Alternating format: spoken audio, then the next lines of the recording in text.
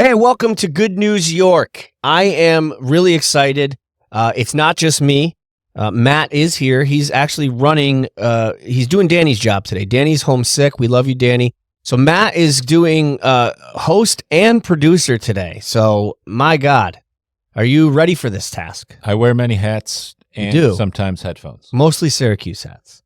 But so we've got Matt here. I am joined by a friend, I dare say, and an amazing human being, Ulf Oesterle, who I should call you Mr. Syracuse at this point. You're so involved in so many things in Syracuse.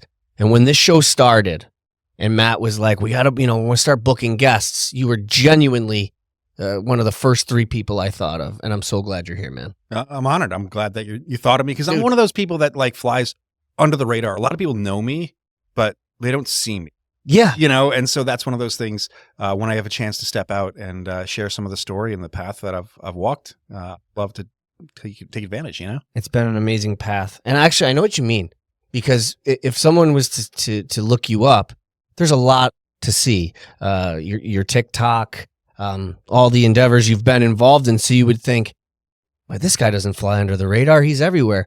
But there is a way to fly under, to be very present on social media, but also fly under the radar. It's a tact. I work a lot, and so that means I'm not spending a lot of time out socializing, and that's part of it. And Same. So, when I'm out, it is because it's a concert or because I'm at a hockey game or something that I'm working in some capacity. Sure. And so, there's not a lot of that just downtime for me. No, and I don't know how there could be, because that's one of the main reasons I had you on was, dare I say, your resume is just outstanding. You've done so much for the Syracuse community, but I would say for the music business mostly, and for education.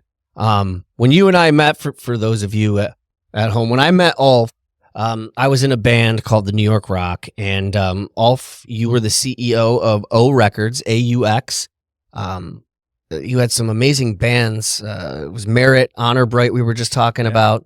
And you had a stage at the Taste of Syracuse Festival, and one of my favorite shows we ever got booked for, which I still thank you for. But on top of that, you've also been a professor at Syracuse, teaching music business, social media, and now you're involved in marketing. We're going to get to all of it, but I wanted to start with when we met and you were doing O Records. How did that come about? Yeah, so I never planned on staying in Syracuse, and that's the precursor to me getting into the Taste of Syracuse, getting into that stage that we had as part of the record label, because I came to Syracuse for what I thought was going to be a 1-year master's degree. I went to SUNY Cortland for my undergrad, and I was a health science major. I worked in athletic training, and it was nothing media related, but I was running the campus radio station, WSUC, down in SUNY Cortland. And my thought was, nobody's going to hire somebody to work in the music business who has a health science degree. So let me go get a master's degree. I'll go to Syracuse for 1 year, in and out. And the plan was go to New York and work for Wind Up Records. And at the time, they were just printing money. It was every rock band. I was going to say, wasn't that a lot of the Vans Warped Tour bands? There were some of those, yeah. Or maybe that was Drive Through. Drive Through was maybe a lot of the bands. But this label was it was a lot of rock bands, a lot of radio rock bands, and they were just making money. Yeah. And we graduated. I say we because myself and my ex-wife were in the same master's class, and we were both going to go to New York City. We graduated in August of 2001.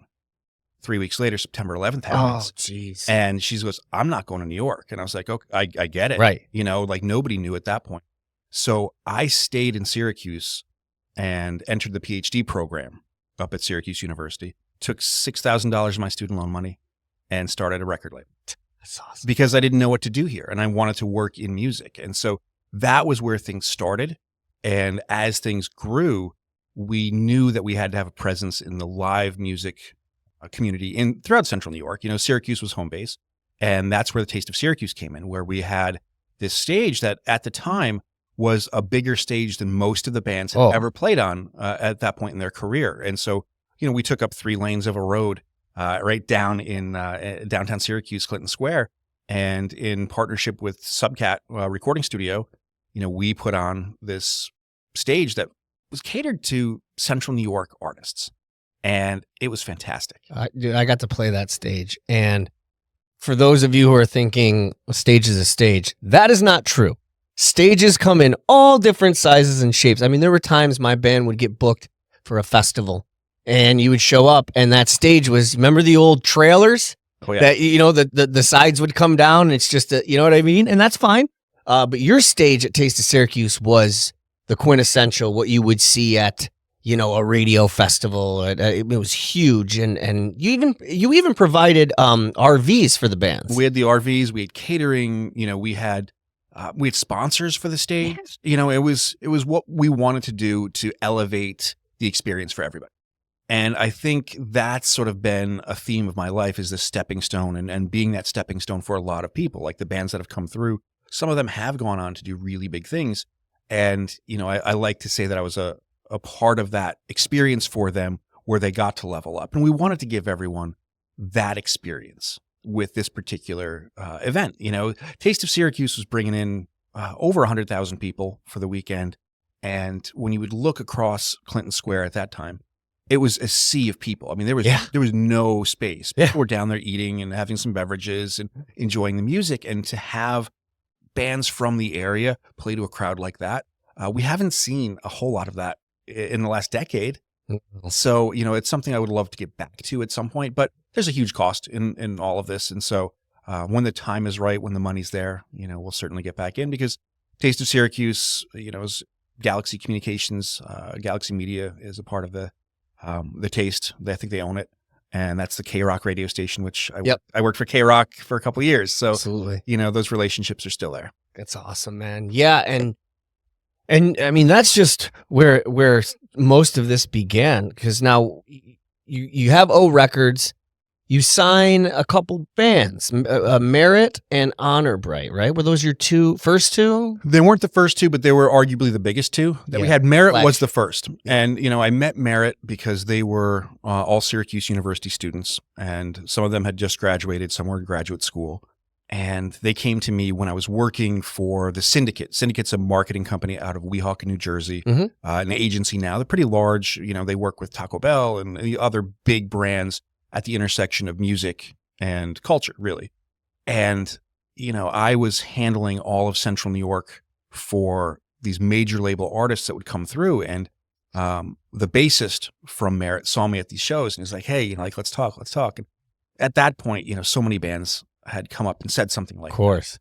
But I remember he wrote his email on a $1 bill because he knew that I was not going to throw that $1 bill away, and said, let's get together. And we went out and grabbed some pizza for lunch one day. And he's like, we want to do an EP. And at that time, this is 2003. Right. CDs were the dominant format. Sure. And I explained to him, recording an EP to release on CD is not financially worth it. You should do a record.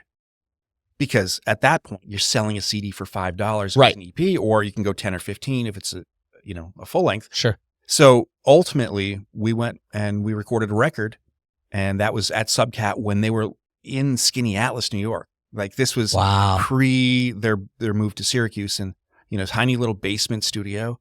But this was a record that ended up getting them satellite radio airplay, college radio. They were #1 in New York and top 15 in Los Angeles, and they ended up touring East Coast and up into Canada, and really made a name for themselves as this rock band. So that was the first one.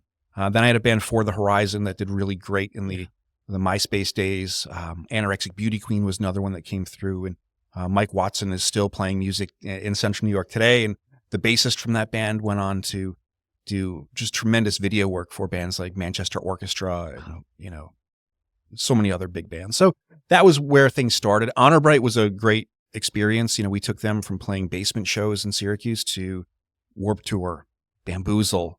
Ultimately, they played MTV when MTV was still playing music. Right. They played Total Request Live. It was TRL. TRL was like what you came everything. Home to. Yeah. And that was the early days of Britney Spears and Christina Aguilera and all the boy bands. That red leather outfit. Yeah, like to play in Times Square in their studios with that band was great. And so Still working with a few of those guys today, as they've gone on to new bands, and it's been a wild ride with them. It's amazing. And so prior to O Records, though, you'd never run a record label, No. right?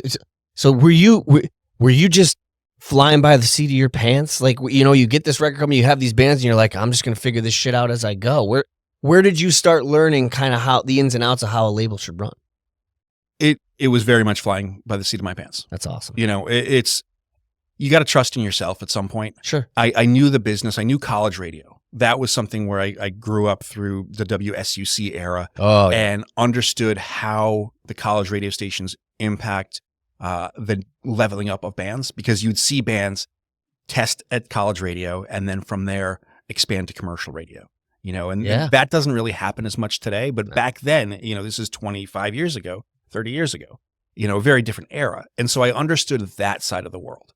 I understood the booking side at a DIY level, and that's where the band started. And then you ultimately will need to level up and get yourself a team to surround you. That's right. But I was always reading about music. I was always a huge music fan.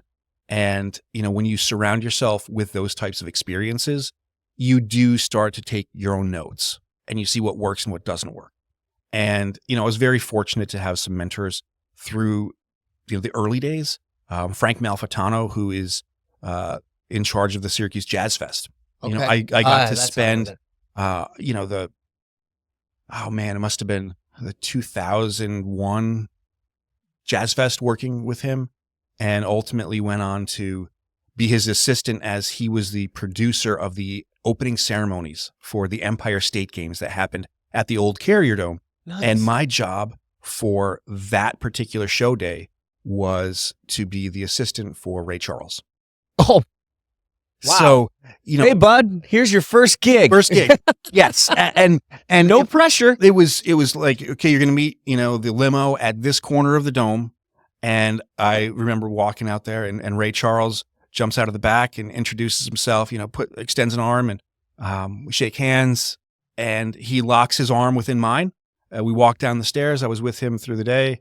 Had, those experiences of like Bob Costas was the MC. So I had to escort him from the green room to the podium where he was doing the MCing. And so those types of experiences really gave me that firsthand look at what a show looks like at a larger level. Sure. And it was more than just a show, because these were the athletes as well. And sports and music, for me, that's an intersection that really has defined my life. And so I was thrilled to be a part of this, and that helped set things off. That was pre-O Records, but certainly an insight to events that most people don't get to see unless you're really deep in the business. That's outstanding. I can't even imagine like your first gig, and look, there are famous artists out there, and then there are just those icons, and Ray Charles is one of those icons.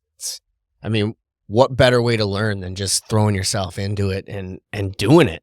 Now, where did your love for music come from? Because I don't think you're not a musician, are you? No, I'm not a musician, and that's okay. I'm just asking.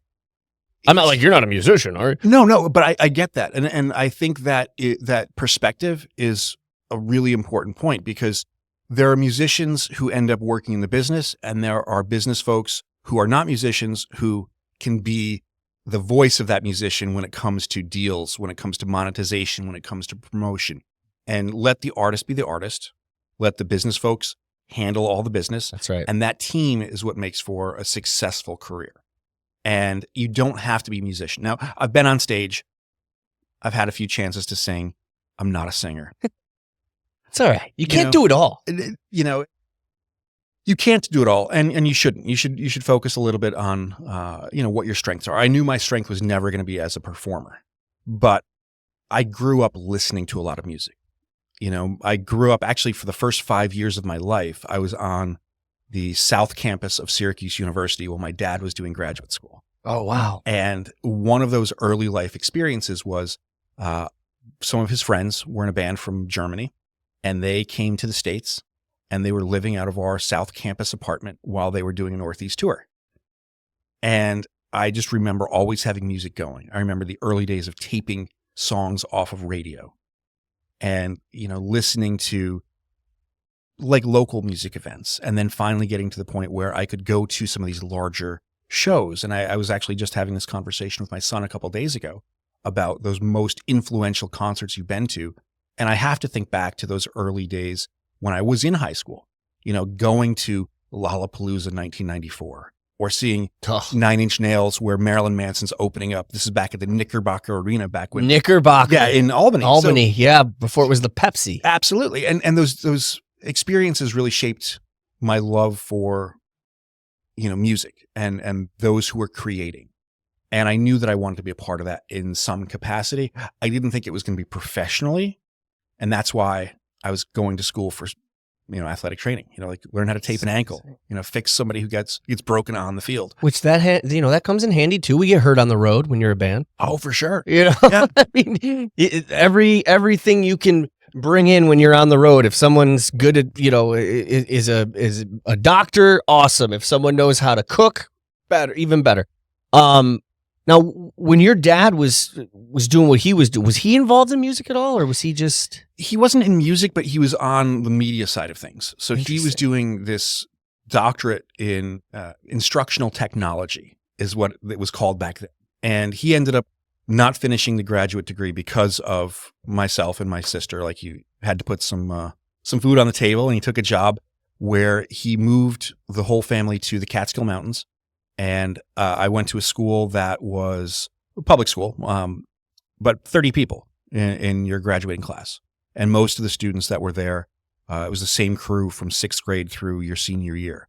Mm-hmm. And at the time, he was doing what they call distance learning. Now it's like, we can jump on our iPhone today. Tuesday. Yeah, it's like we're looking at somebody who's halfway across the world. We had a distance learning classroom in our high school, and that was like, whoa, like high tech shit. It was, and that's what he was doing. That's cool. And so it's like you could offer these educational experiences for these really rural schools, and you get 1 or 2 students from each of these schools, and now you're getting something that you're never going to get taught because just the number of people that you have to teach these classes isn't there. Right. And so it was a really cool experience to be around technology early computers. We always were taking even like film strips, like these old archives of media and getting to work with them, reel-to-reel players. And so those types of experiences, they were impactful early on. And so he was never in bands, but he loved music, and still loves music. And that was a big part of this. And even my mom, she's, I credit her with introducing me to the band Korn. Hell yes. So, Oh, you want to talk about, keep going. Sorry. Yeah, so music was always a big part of this. And I've got a younger sister, a younger brother. They were into music as well. So it's a family affair. But who isn't into music, right? Well, yeah. So it is funny to say, you're into music. It's like, what? It's like saying, are you into air? How are you not into music? But you know what I mean. You're involved. You're immersed in it. It's a part of who you are, and obviously from your family. Real quick about Korn, though. Korn was, and I tell this story. See, when I was growing up, my father always kept raving about, you don't understand what it was like when the Beatles played on the Ed Sullivan Show and everything changed overnight. And I'm like, no, I don't understand that, but I get it, right? I didn't realize that my generation was going to get to experience a little bit of that with the Seattle invasion, right? Because I remember I was watching Def Leppard, and then all of a sudden MTV, there's a guy in a cardigan screaming about, it smells like Teen Spirit, and I'm like, what the fuck is this? And that was overnight. But I also didn't realize as I was going in the 90s that I was going to be hearing things that were going to be changing music forever. And Korn, on Fridays in our technology class, our teacher would allow us to, I'm going to date myself here, would allow us to bring in cassettes or CDs and play music. And so my buddy John, it was his day to bring in, and he pops in this cassette, and it was Korn. And I'll never forget, I won't repeat what was said. It's a term we don't use anymore, but the name of the song was a derogatory term, and he's screaming it. But I remember I hear the bagpipes. Bagpipe. And then Fieldy had that real loose bass with the clicking sound, and it's a sound I had never heard before. Ever. And to this day, when someone talks about Korn, I light up because it's one of the few bands where I kind of experienced a little bit of what my dad, the Beatles will always be the Beatles, but I experienced I finally understood what he meant when I had heard something I had never heard before. And especially nowadays, it's hard to come by. But I just never forget thinking, yeah, this is heavy metal or new metal, whatever they want to call it. But it's Korn 3 seconds into the song by the sound of the bass, by the sound of Jonathan Davis's voice. And there are other bands that did that for me, but that's one that stands out. It's nice to have that iconic sound. It really is. When you can lay out a career and have that first 3 seconds and that it's that band. Tool. Amazing. Oh, Tool's another one. Dave Matthews Band's another one. It's them. And, that's something I struggled with as an artist. And halfway through, I realized, if I'm trying so hard, then I'm doing it wrong because it should come natural. But, with my music, it was, I drew from so many influences. My albums were very much like a smorgasbord, but I never felt like it had a sound. And I always respected bands that could have a sound. And Korn not only did that, but they blew my lid off. Anyway, sorry. So you got old records, but now you're heavily involved in teaching at Syracuse University. How did that come about? And I know you were teaching. You were a full-time professor. You're teaching in the audio arts in the College of Visual and Performing Arts for 20 years, and you led the board of directors for the Music and Entertainment Industry Educators Association. I mean, that's fascinating stuff. Yeah, education obviously was a big part of my life as a student. I went through and did undergrad at Cortland, a master's degree at Syracuse, and then stuck around for a PhD at Syracuse. And while I was taking the graduate classes, I started sitting in on some courses that were led by David Resnick, who, for anyone in Central New York, he started DMR booking. Oh, GMR. Okay. In a funny twist of, how stories collide, that band that my dad had staying with us as a child on South Campus at Syracuse was being booked by DMR across New York State. Geez. So, it's incredible to see like where these collisions have happened. And so I was taking these classes and not even taking the classes for credit, because as a graduate student, I could not take an undergraduate class for credit, right. But I just wanted to soak in the experience. I didn't have a chance to really take music business classes. And that was something that I knew that I needed, and I just wanted to learn. There's been a few professors that I've had over the years, and they've said, you're just like a sponge. You're never going to stop learning. And I was like, come on, like I'm going to graduate. I'm going to be done. Like, I don't want to read another book. Oh, no, they were right. Yeah. Like I'm still soaking everything in. And so teaching came about because I was finishing up my graduate work, and there was this new music business program that was starting called the Bandier program. It's named after Marty Bandier, and Marty Bandier is arguably the most powerful music publisher ever. He had the Beatles catalog, the Michael Jackson catalog. Yeah, I was going to say the Michael Jackson one. Yeah, millions of copyrights, and one of the biggest publishers that's out there. And so he was funding this program, and they were searching for a full-time faculty member.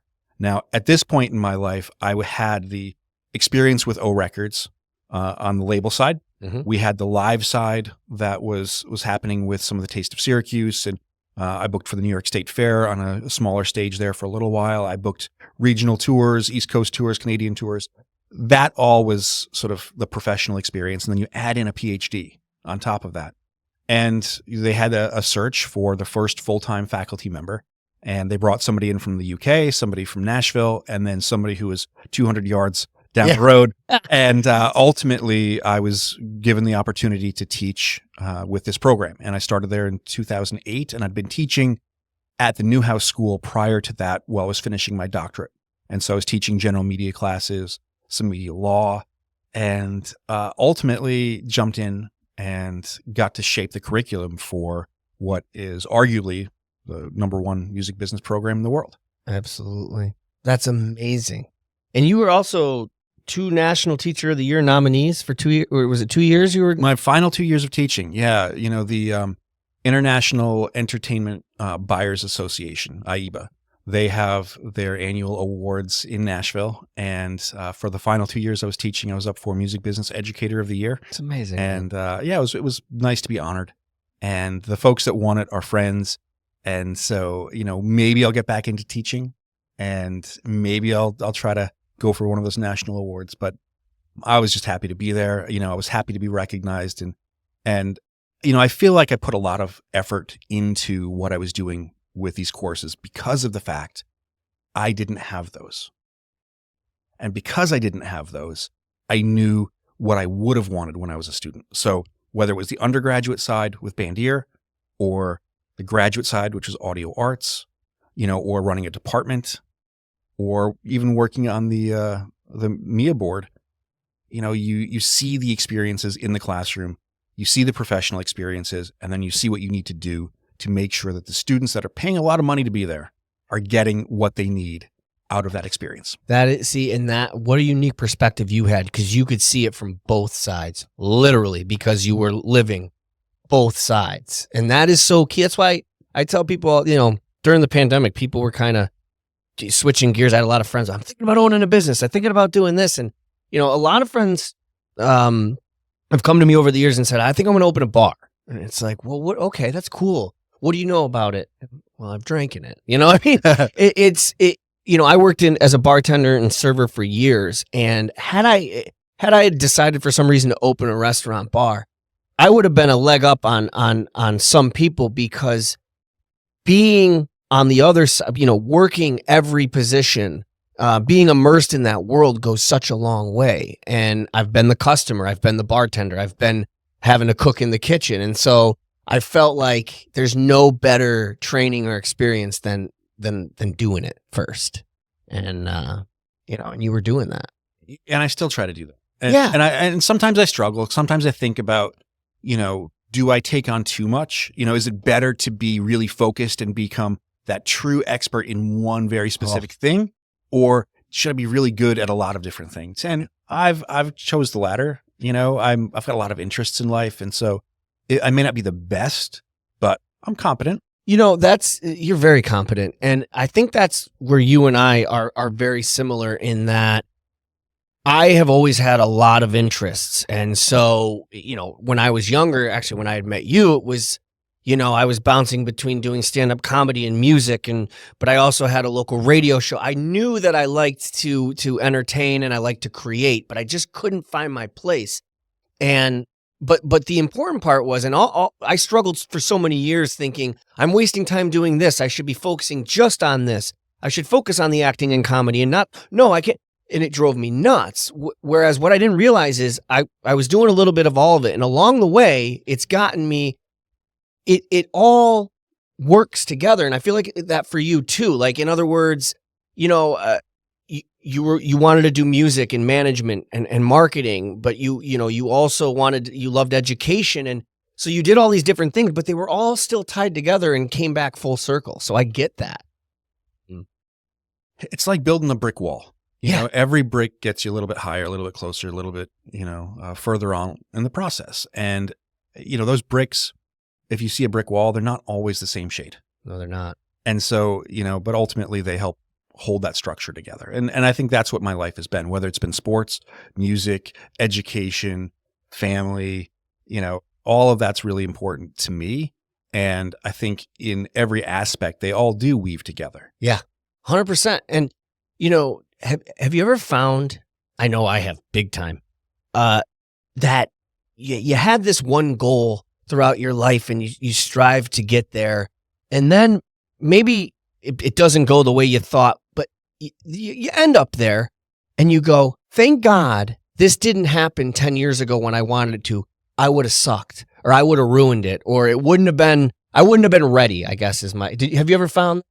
Yes. And I think that one goal, I can articulate that one goal, and it goes back to O Records. The logo for O Records is based off of the periodic symbol for gold. That's right. That's AU. right. And I always have wanted a gold record. And every one of the records that I've released has not gotten there, but I can look at my students and I can see what they've done. I did the very first music project with Drew Taggart of the Chainsmokers. No shit. It was a summer project. It was like, let's get a song recorded, mixed, mastered, and released. And, to see where the Chainsmokers have gone is incredible. I saw Clairo. She came in, I knew her when she was 15, and she's gone on to tour the world and sell a ton of records. I've got students that were in audio arts that have gone on, worked in hip hop, and been producing and writing for artists like Lil Wayne and 2C and NLE Choppa, and you see those platinum plaques. Amazing. You see there were artists that we found in my A&R classes, and we were pitching them to other labels, and the labels weren't jumping. So one student said, "I'm going to manage this band, this group," and they've gone on. This was Louis the Child, and international success there. So it's been fortunate to have that network of students that have gone on with wild success, and I can live through their experiences. And so maybe I haven't gotten the gold record, but I'm certainly as proud every time I see them pop up on my social media feeds with another success story. And I know you're genuine, because I explain this too, where, anytime I've been in the studio with a producer, obviously my bandmates, when you record and tour together, I tell people who aren't musicians, like, have you ever met somebody while you were on a road trip? Like, you're thrown onto a road trip with someone you've never met. By the end of that road trip, you'll always be a little bit bonded to them because of that trip, unless it's horrendous. But, and I just feel that way in music, that when you're involved in a project like this, I don't like to use the military as an example, because out of respect for military, it's very much different being on the front lines with somebody. But do you know what I mean when I say when you experience something so intimate and so special to you, and you share that, whether it's the producer or your manager or your booking agent, I feel like you're bonded for life. There's just a certain bond you'll always have. So I assume that when you see these bands and artists you've worked with, you do feel a sense of pride, right? Oh, for sure. You're like, yeah, and not like I did that, but like you really like, yeah, man, we did it. Yes, because there is that sense of a shared experience when you're on the road together, and anytime that you're spending significant time working towards a shared goal, that's where the bonds happen. Yeah. And I see this in sports as well. My son is a high-level hockey player. I was going to bring that up. And the last couple of days, Friday I flew to Miami and drove back from Miami with one of his teammates. And he's a teammate that lived here in Syracuse last year. They both went down to Florida to play this year. And, that shared experience of those road trips, they were playing in Utica last year, road trips down I-90 to Utica for practice or for games, or the experience in Fort Myers, a big part of it. All those summer teams that he played on. And now you can see, this guy was drafted by this team, and this one's playing, D1 hockey somewhere else, and these guys are going D3. And, it's amazing to see that. And we have a shared purpose, a shared sense of accomplishment for being the scaffolding that surround these individuals who have unique talents. I'm not going to be the best hockey player, but I know that helping to fund that whole experience, helping to drive, helping to provide nutrition or additional coaching or, additional ice time, every $400 hockey stick, like those things all add up. And if you don't have that support system, it gets really tough to get there. Same thing with music. You can have the greatest songs, but if you can't record them, then you're relying only on the road. That's right. Or you're great on the road, but maybe the merchandise isn't where it needs to be. Well, you're missing out on money there. Oh, you don't understand music publishing. Your songs, the lyrics and the music, there's a revenue stream there. We should tap into that. And so all these little things add up, and the idea of scaffolding surrounding an artist or an athlete or an individual is something that I think we need to recognize, that there needs to be that scaffolding, because it's all a team game. You are so right. And I didn't know that. And I tried so hard as when I was doing music, as the singer of they're like, oh, so you're the singer guitar player. I'm like, well, yeah, but I'm also the booking agent. I'm the treasurer, I'm the label. And that's fine, because I knew it all needed to be done. But what I didn't understand at the time is that leadership doesn't necessarily mean you do everything.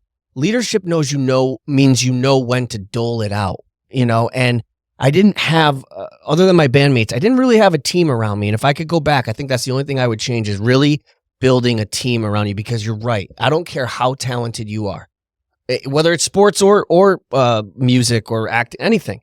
It takes a team. We have a team here, it's not like we shoot this and then we edit it and we put it out. We could do that, but we're better together, and we're better together. But it's true. It's so true. And I think, that's one of those things that I'm experiencing now that I really relish. I'm working with AfterDarkPresents. They're a concert promoter, offices in Buffalo and Syracuse. And, what I'm doing now is digital marketing. And I'm responsible for the advertising. I'm responsible for the, email and SMS lists. I'm responsible for some of the social media. I do a lot of video production for them, editing. And so when you're looking at that, there's a lot that's on my plate, but we've got a few incredible buyers. They're the ones that are bringing the artists in. We've got somebody who's absolutely so detail oriented, in laying out the shows in terms of the ticket links and making sure everything is billed properly and getting the marketing plans back to the teams that we're working with. And so there's this entire network that we have, and we're not in the same office, but we're connected on Slack all the time. Yep. And everyone is absolutely at the highest level that they've been operating at ever. And they're continuing to improve. And so Fantastic. That team is really nice to be a part of. And when we see shows that start to sell really well, that it's everyone firing on all cylinders. Yep. The buyers made a great choice. The venues are working well with us. And then, I get to place some ads and really get creative in that sense because there's a whole science behind that as well. That's amazing. And again, this is what I mean by it all comes full circle. Everything you did at O Records is applying now. So let's talk about that. So you got O Records, you got your education, you're teaching at SU. Now you step down from teaching and from the board. And is this when you start working at AfterDarkPresents? AfterDarkPresents, by the way, look it up on social media. That is would you call it the music booking and promotion? It's a booking agency. We're a concert promoter. We're booking, we're talent buying, we're promoting shows, and we work with the booking agencies that represent the artists. And so, across the board, we're looking at shows in Buffalo, Rochester, Syracuse, Albany, and they've done some further out.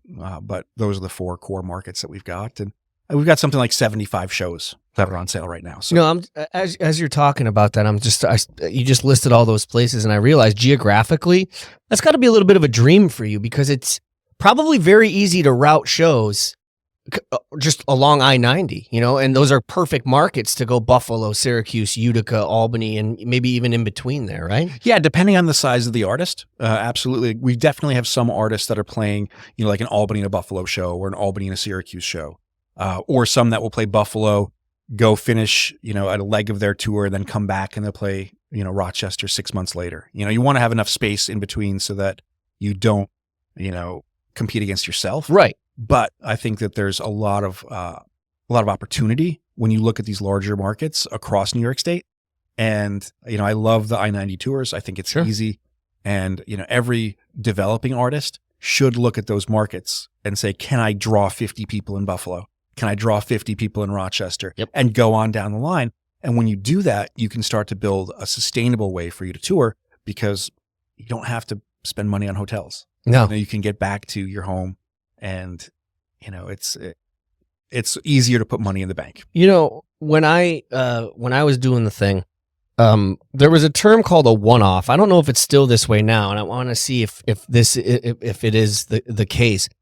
In a market like Ithaca, especially, for a long time, we would get artists like Norah Jones or big artists, B.B. King, the Goo Goo Dolls, right? But they'd be on a Tuesday night, and I didn't think anything of it. And then what I found is I heard there was a thing called a one-off, and that we were in a market that was perfect for it because we're between Buffalo and New York City, where a band that's, pretty big would play the big markets on a Friday, a Saturday, or maybe even a Thursday, right? And then in between, it wasn't on their schedule, but a booking agency such as yourself might say, hey, listen, you guys are in between New York and Buffalo. What about coming here Tuesday? And they would give you a discounted price because they weren't planning to play there on that day anyway. And was that how it worked? And does it still kind of work out? Still kind of works like that. Yeah. When you're looking at monetizing your music career, yeah, the booking agent is the one that's responsible for setting up all of the live shows. So if you're on a tour and you're traveling the country and you've got a show Tuesday, Thursday, Friday, Saturday, that Wednesday is still going to cost you money. Sure. You still have your touring expenses. And so is there a way to get another show, even if it's not part of this larger package tour? So yes, we see that happen all the time.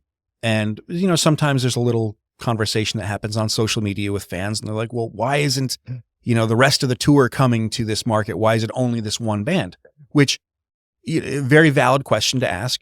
And typically that is the case. You've got a paused day, an off day for the tour, but the bands don't want to have an off day. And so they'll book a show.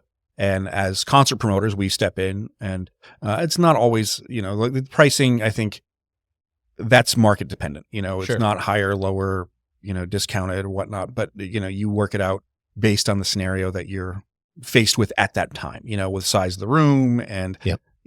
So those factors play into it. Yeah. But yeah, the idea of doing this sort of one-off type show it's a way to keep more money coming in. And so those are some of the best shows as a fan to go see, because they're usually in a more intimate venue that they don't normally play in, or maybe they do, but still and sometimes you can hear it in the bands. They're like, especially in Ithaca, they're like, this place is fucking awesome, man. Like, we didn't even know about this place.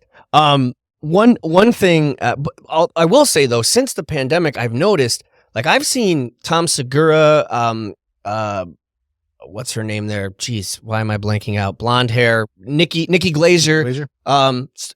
Comedian wise, and some bands that are really big, and they're starting to come to Ithaca on a Friday. And I'm starting to think that maybe since the pandemic, do you think artists are more apt to do smaller markets on weekends now because they want to generate revenue, and they'll play anywhere and where they can? Wherever you can sell tickets is a great market to play. Yeah. And I think when you look at certain markets, and especially in the comedy world, because that's a whole different It's a whole different world. People don't get that. It is amazing to see where the pandemic has really impacted comedy in a positive way. Yes, it has.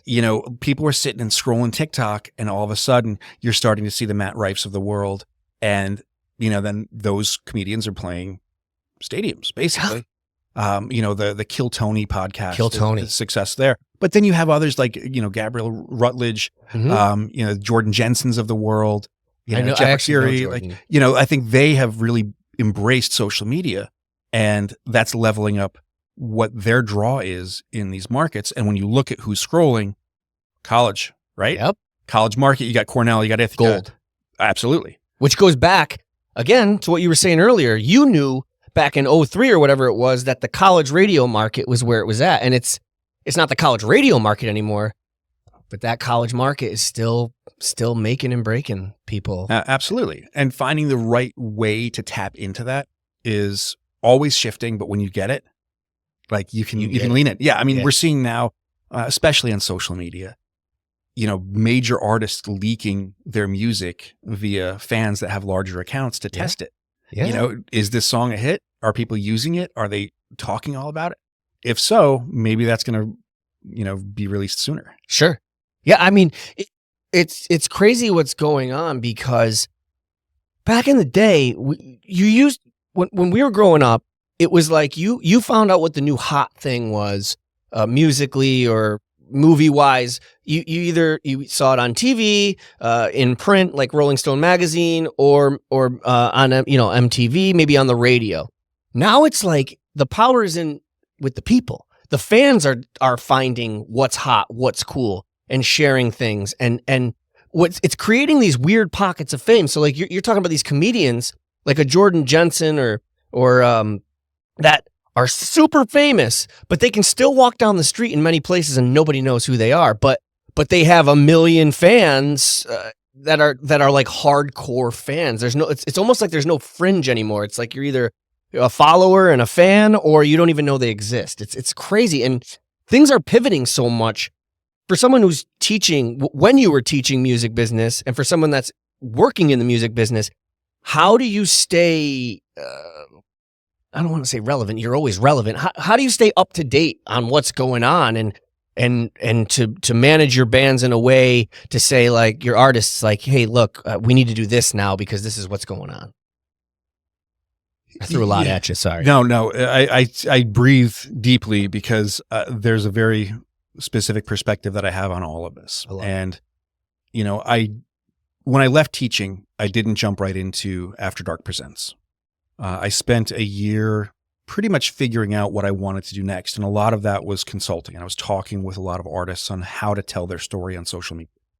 And at the time, it was quite literally 40 hours a week that I was spending on TikTok. Jesus.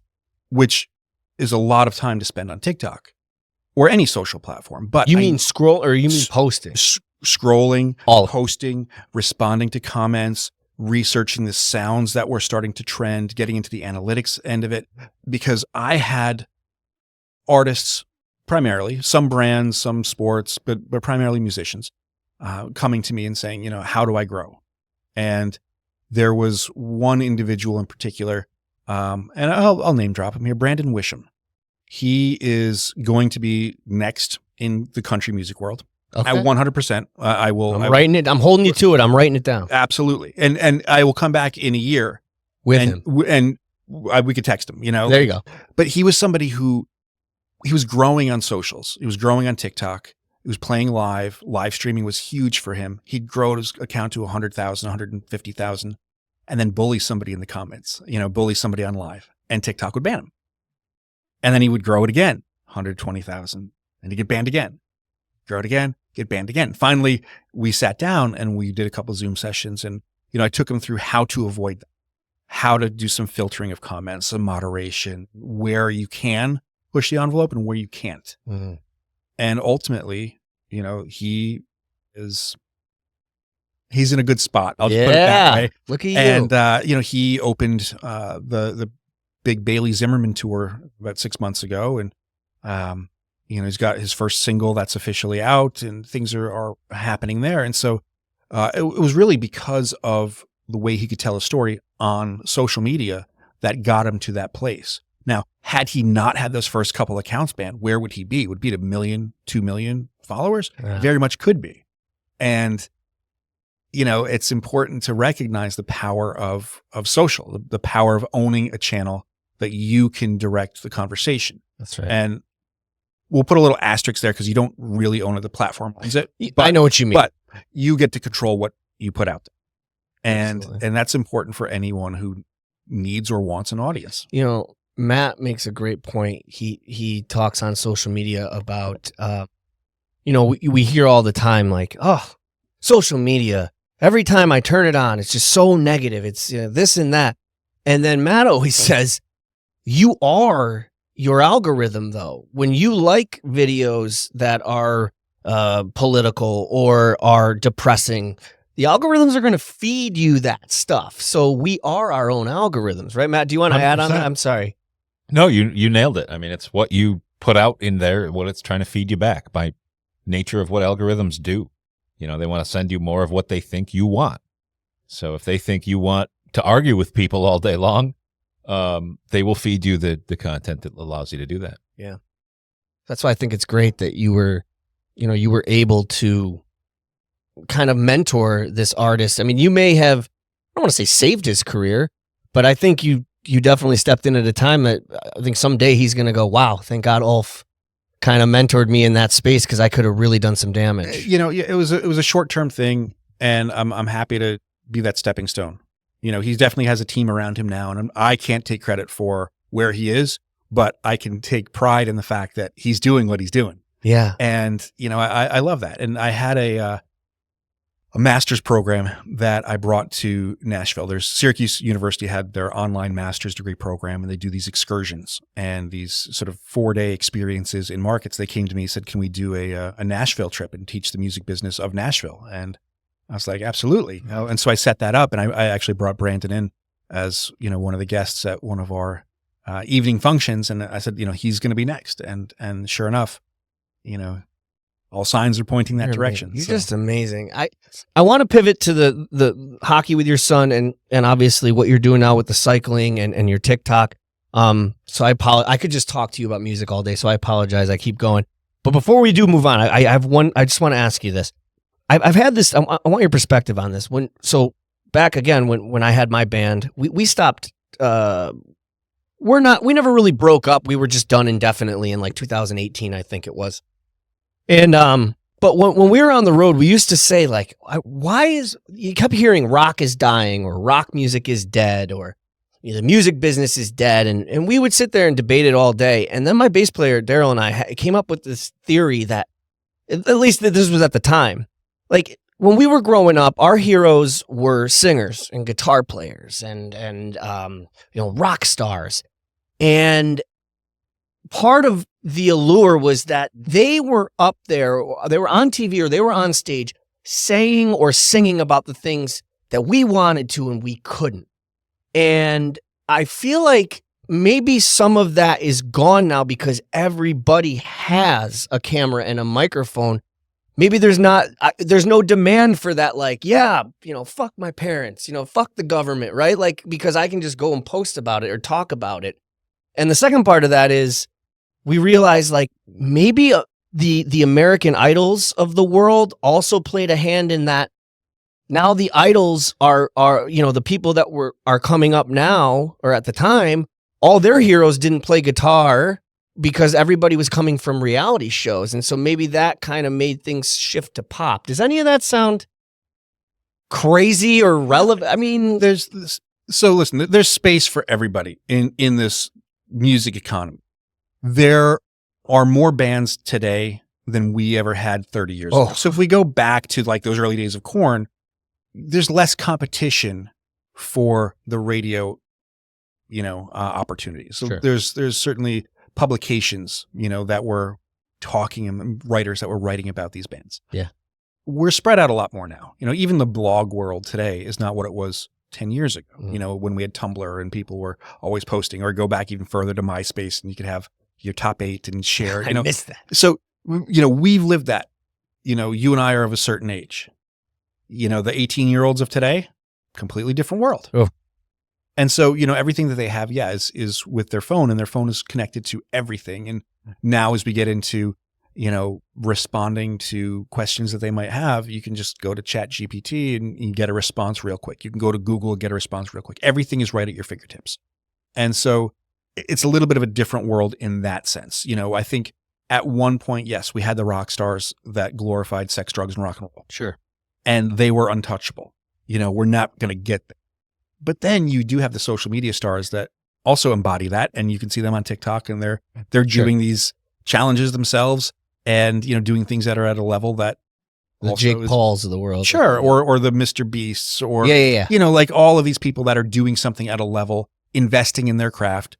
But, you and I are not going to get there. No. We can still experience it though via our feed. The guitar side of the world, rock bands, rock is dead. I've had those conversations, and bands get pissed at me when I kind of share some of that stuff. It's like, rock's not dead, but rock benefits from touring. That's right. And if you're a rock band and you're not touring, you're putting yourself at a disadvantage. That's right. It's how it is right now.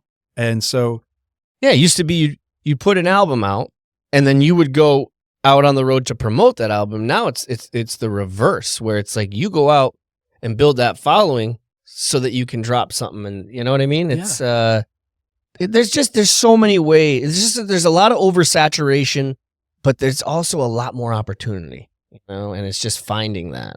I could literally talk to you about music all day, but I don't want to take away from the other amazing things you're doing. So we talked about O Records. You taught at SU.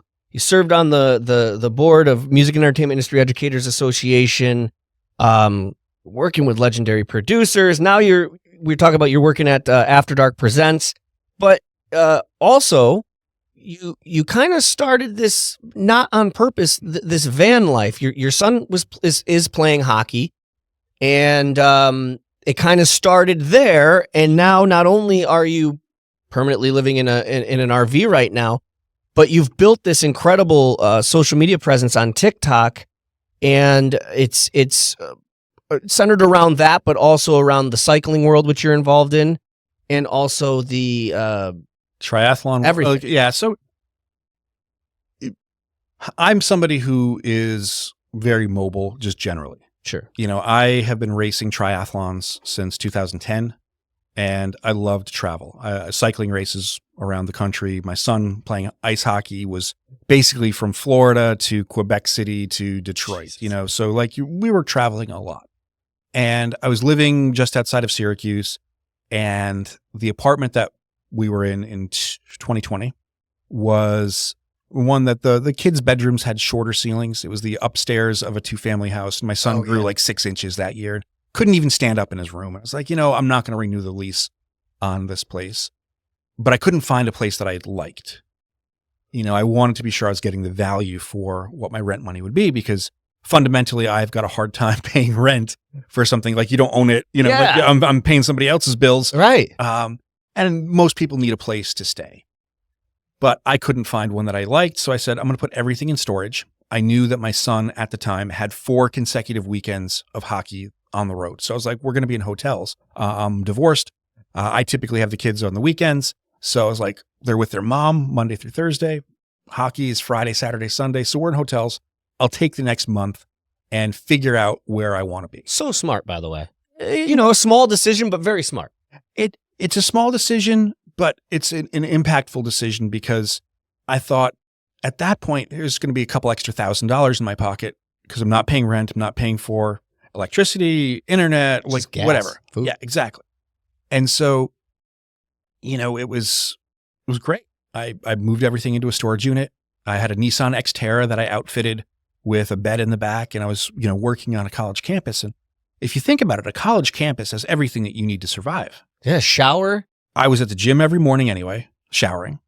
My office had a full-size refrigerator and a microwave and coffee maker. And so I'd make my oatmeal in the morning and, I'd go to the campus dining for lunch, and then I could make myself something in the office before dinner. Like it was perfect. Like I was happy. I was getting my job done. I was actually spent more time in the office. Sure. And I got to travel and not worry about having to do work Friday, Saturday, Sunday. I could focus on the kids. So it worked out really well. And, I wanted something a little bit larger. I was thinking a van, like a Mercedes Sprinter van or a Ford Transit or something along those lines. And my dad calls me and he's like, hey, I just saw this RV that's for sale and you might want to check it out. And so I drove just outside of Oneonta, New York, and walked up to this place. It was a Class C 29-foot RV, 12,000 miles on it, second owner. The first family had it. They were living in it, building a house. The second owner whom I bought it from took 2 trips to Florida. He said, it's too big for me. I just want to get rid of it. Perfect. So I bought it. I bought it cheap, and have been living in that since. So, and you document a lot of that. You do like the day in the life, right? Often, yeah. At 70.3, we'll put it up on the screen, but on TikTok and all social media, right? At 70.3 all together. It's SEVENTY. You'll see it. Anyway, and I just find that fascinating because, before you and I had connected again and talked, I didn't understand. I didn't know if you'd fallen on hard times, and I'm thinking, and then I was starting to realize, oh no, he wants to do this and he's loving it and he's killing it. So a day in the life for you is just kind of working out of the van, but out of the RV, excuse me. But also, like, you're still able to bathe and do all the things you would do if you had a home because of your gig. Yeah, it's just incredible. I ended up doing a TEDx talk right when I left Syracuse. They had a TEDx Syracuse, and the whole theme was like, get comfortable being uncomfortable, and that's been the theme of my life. When I train for Ironman events, an Ironman is 140.6 miles long. It's something where you're starting with a 2.4 mile swim, and then it's a 112 miles on the bike. Wow. 26.2 miles to run. And, that's a long day. Most of what I would do would be half Ironman events. And that's where 70.3 comes in, because that's the distance of a half Ironman. Oh, that's it. And so I thought initially my entire social media presence was going to be me sharing triathlon related experiences. Sure. And it grew from there. But yeah, it's get comfortable being uncomfortable.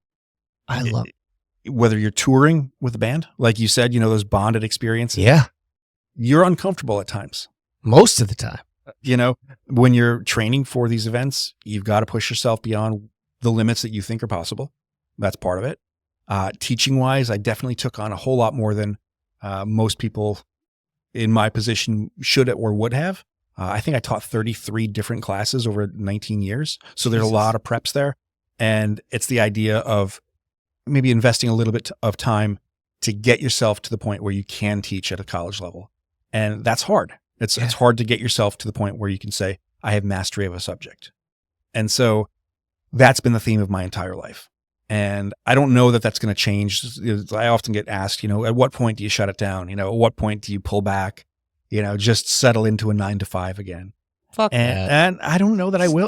Just do you, man. And if it ends up that way, it ends up that way. And I don't know that I'll get it back into housing as well. Like I enjoy kind of life on the road. I enjoy traveling. Like this trip that I had from Miami to Syracuse, 1,500 miles.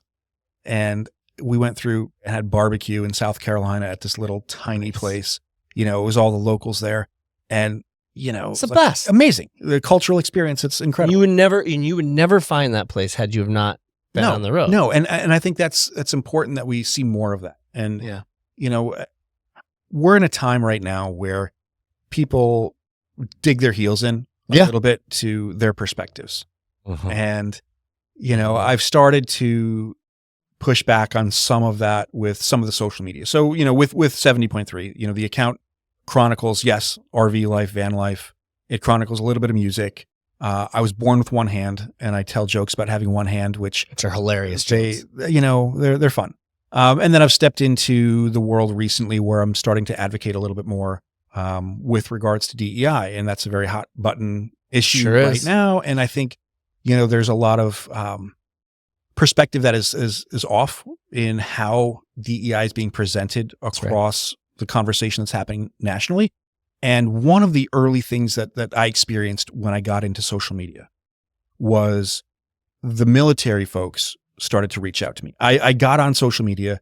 I had a blog called Shit I Do With One Hand. And it was perfect. It was designed because a friend of mine in the music business got into a skiing accident and injured his thumb, had to have surgery, and so was laid up with one of his hands, his dominant hand, for like 6 weeks, and types an email. He's like, how do you do everything? This took me 45 minutes to write. And so I started to show off the little things. How do you tie your shoes?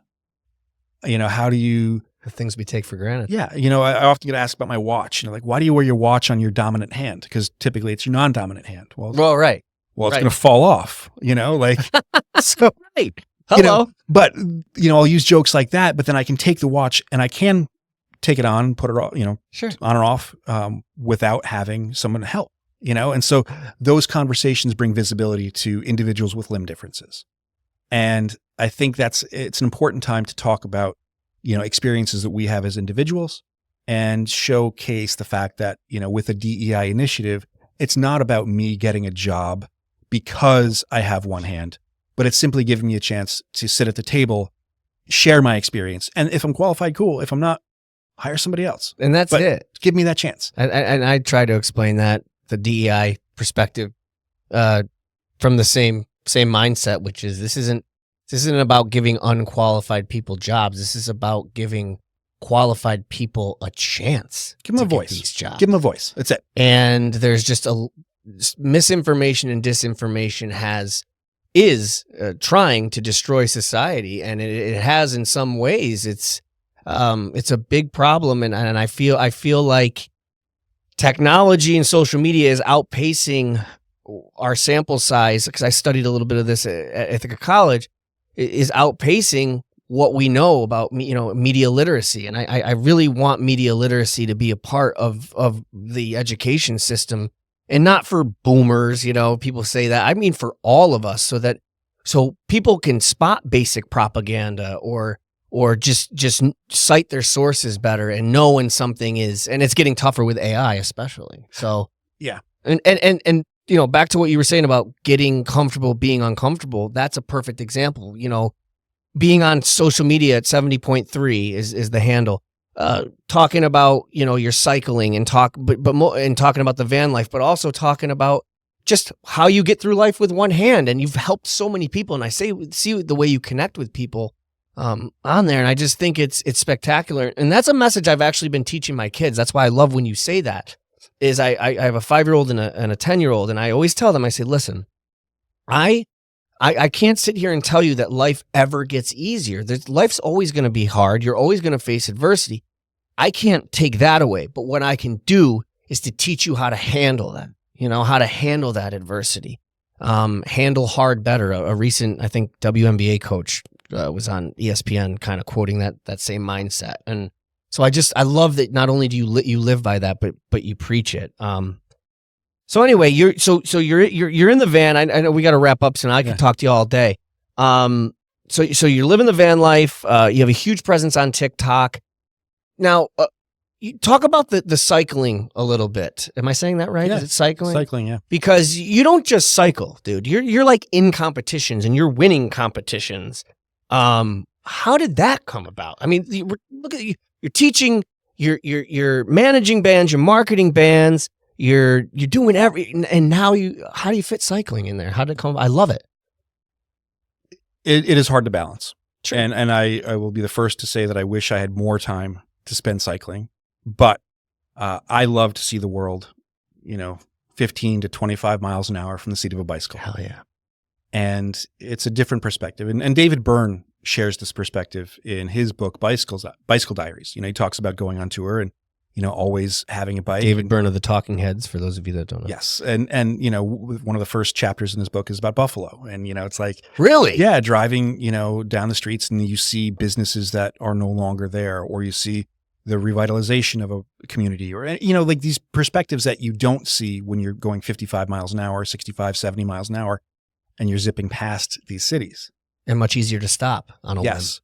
And so for me, cycling was always a part of life. I never thought that I would do it in any competitive fashion, but growing up in the Catskill Mountains, it was always mountain biking, and that was a lot of fun. And I would do a paper route, and I would take the bike out every morning and, toss papers on people's, porches and in their mailboxes. And it was like, great, I can go cycle 5 or 10 miles in the morning before school. Fantastic. Loved it. Now, as somebody who's a little bit older, I do some of the paracycling races. I try to do the national championship events.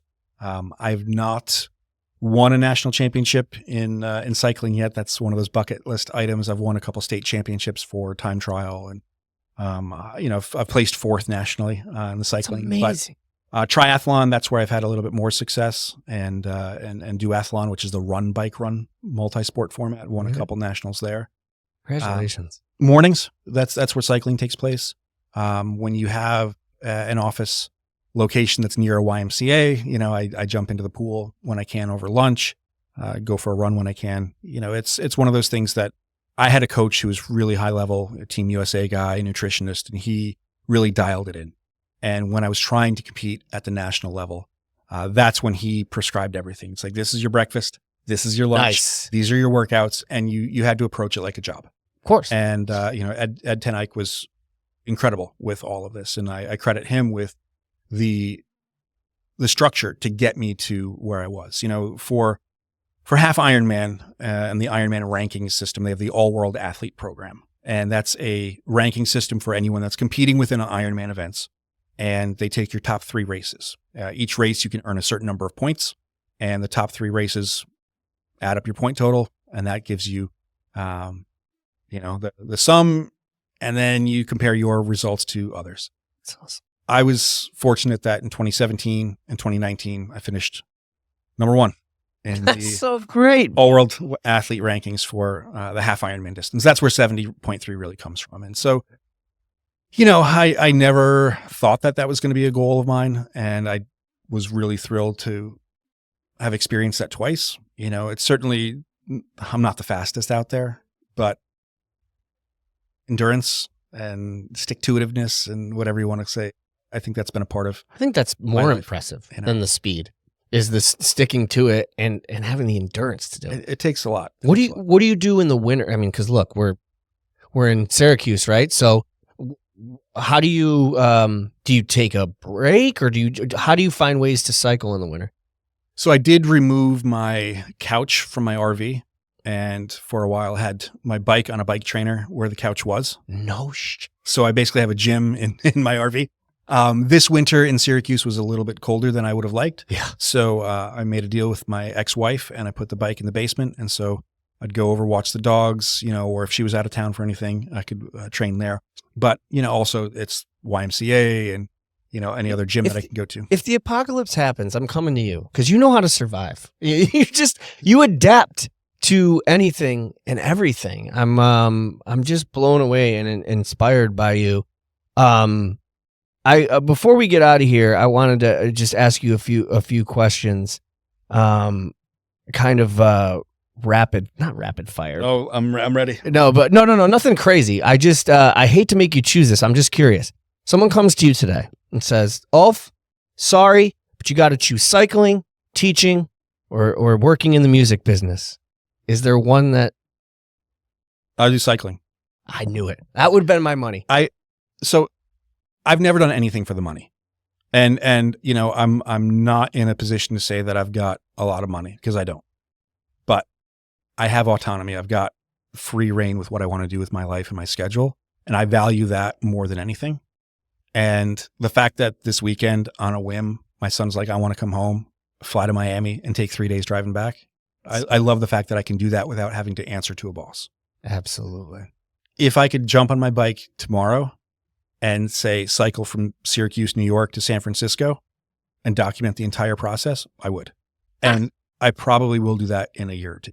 Oh, So I'm somebody who fades into people's lives, fades out of people's lives, and this people being employers as well. Sure. At some point, I'm going to have enough in the bank to say I'm going to take 3 or 6 months and just go ride. do your thing. And I relish the fact that I can do that. I like the fact that I'm not tied to sort of a corporate position, a 9 to 5, where you get, 2 weeks of vacation and these paid holidays. And that's not the lifestyle that I want. And the best part about it is that it wasn't like you woke up one day and went, "I'm going to do everything I can." So that, like, all of this it didn't fall into place because you've worked very hard, clearly.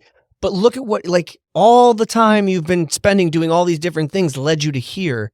And now you're self-sufficient and self-sustainable all on your own. And you're like, I don't have to answer to a boss. And and you did it naturally. It just all came along that way. You bet on yourself. Yeah. And I learned this from the Dixie Chicks. I want that on a t-shirt. Everything I learned from the Dixie Chicks. They had a documentary on their post George Bush comments. Oh yeah. Called Shut Up and Sing. Yep.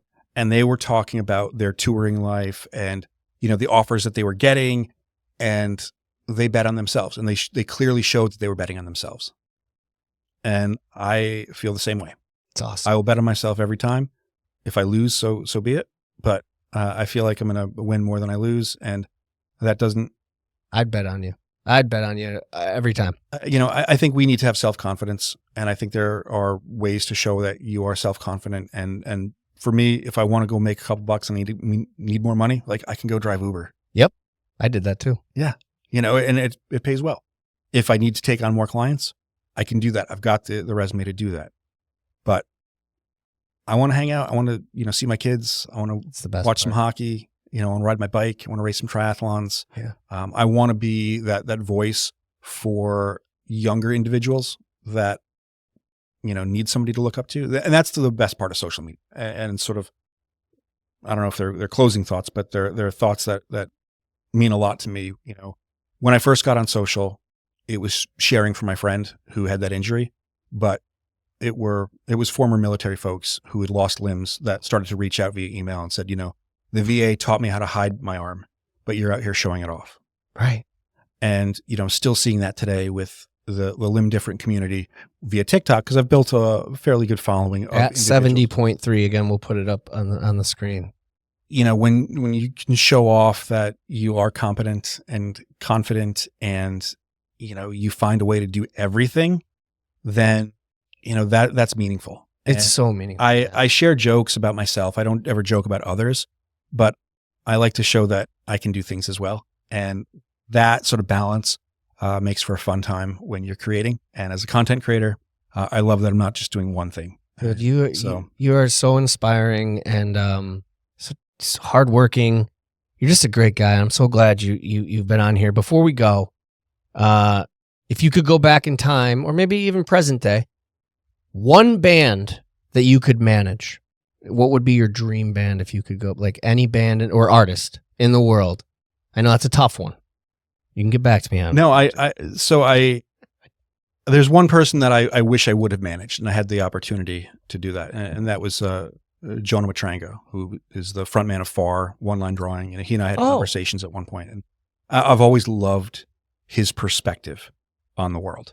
I love the fact that when he was pricing merchandise, it was a sliding scale, you know, and I love the fact that when he was going on tour, he would reach out to fans and say, where should I play? You know, I can do a venue or I can do a house show, you know, and so he was very adaptable. And, you know, I won't go into the details of our conversations, but he was somebody as a college radio DJ, the record Water and Solutions by the band FAR was huge in my life. And to have sort of progressed to the time where he and I were having conversations about, you know, potentially doing some stuff together, that was pretty cool. And it wasn't the right time for me. I was still juggling way too many responsibilities and wouldn't have had the focus that he would have required. Yeah. But I wish I would have managed him. Sort of a secondary response. Early on, there was conversations of working with Rah Rah Riot. Oh yeah. And so I wish I would have jumped in. Josh Roth he was managing them, but there was some conversations of potentially me releasing some of their music early on. Very, very early conversations, but I wish I would have jumped in with them a little bit more. So I feel bad. I gotta get you out. I keep asking you questions, but I'm fascinated. Absolute last question. I know it's impossible. It'd be ridiculous for me to sit here and say, where do you see the music business going? But the way it's been trending, do you think there'll ever be a time when record labels don't even exist anymore? And are we getting there to where it's just going to be individual artists and the team around them? I mean, it is like that in a lot of ways, but you still see there's your Sony records and things like that. Do you see it going that way? They're not going to go away. But I do think we've seen this trend where it went from 7 to 6 to 5 to 4 to 3. Will we get past 3? I don't think so, just because of antitrust types of rules. But we often see that there will be spinoffs. So if an imprint from a major label is not really being populated with artists, do you sell that as an asset because that label and that history has the subsidiary of? But you spin it off completely and say maybe we'll sell Elektra Records, or we'll sell one of the, I think that's going to continue to happen. More so what we are seeing are companies that aren't siloed in the sense that you're just a record label. Now you're a rights company. That's right. You're going to own the master. You're going to own publishing.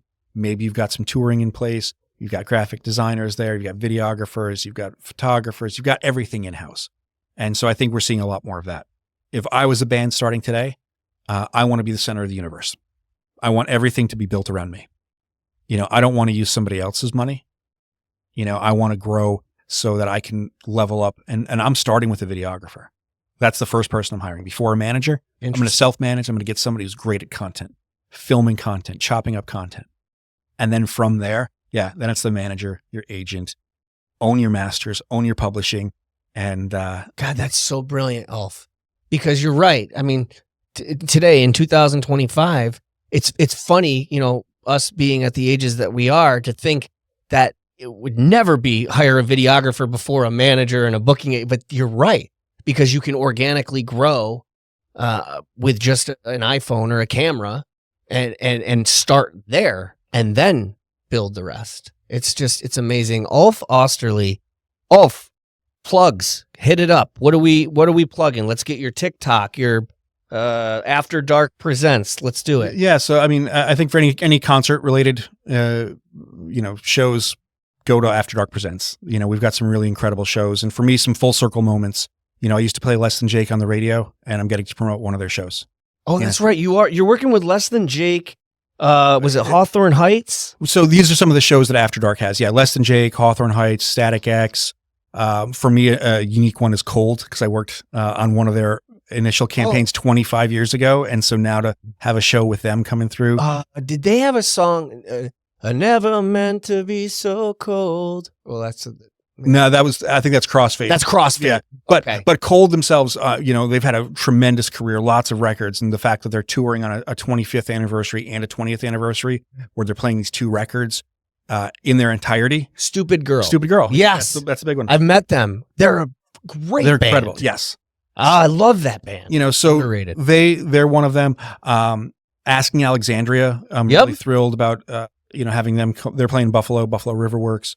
But yeah, lots of stuff that's happening down at the Song and Dance, including our emo night Syracuse, which is sort of like the new hot emo night for me, is amazing because these are the songs that I really kind of grew up with in the scene. Yeah. And to see like the 18 to 25-year-olds out there just screaming to Taking Back Sunday is amazing. It's a really fun night. So those things I'll plug After Dark absolutely. AfterDarkPresents. Yeah. .com. O Records is AUXrecords.com. Not a whole lot happening there right now, but on the management side, AUX Management is still happening. 70.3 for everything else on me. Yeah, at 70.3. And also, the one thing I did forget, because you're amazing, is you also, what was it? You're involved with music internships. Oh, yeah. I started working for Hofstra University. So, that means Add that to my work brings me from Buffalo to Long Island. And I oversee music business internships for their program. And it's just a part-time gig, but it's a perfect one because I get to interact with students again.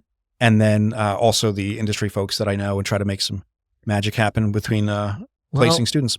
Let me tell you something, man. First of all, thank you for your time and being here. Clearly, you're a busy man. It was great to connect with you again. And Dos Equis, forget the guy that you have this is the most interesting man in the world right here. Ulf Oesterle, AfterDarkPresents.com, ORecords.com, at 70.3 on all social media. Dude, I love you. Best of luck. And let's do this again. Love to come through and talk more music. I would too. We will be back at Good News on Good News York.